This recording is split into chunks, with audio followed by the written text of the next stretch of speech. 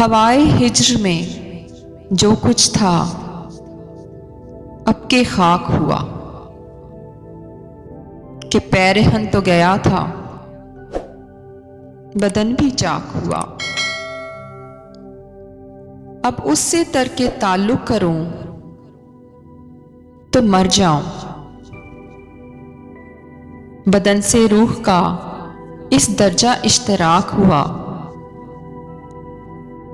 یہی کہ سب کمانیں ہمیں پہ ٹوٹی ہیں، چلو حساب صنف دوستاں تو پاک ہوا۔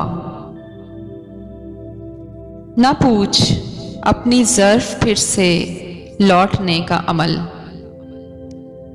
بے سبب یوں ہی روٹھا ہے لمحہ بھر کے لیے۔ یہ سانحہ نہ سہی پھر بھی کربناک ہوا،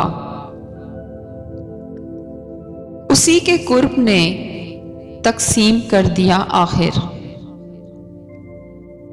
وہ جس کا ہجر مجھے وجائے انہماک ہوا،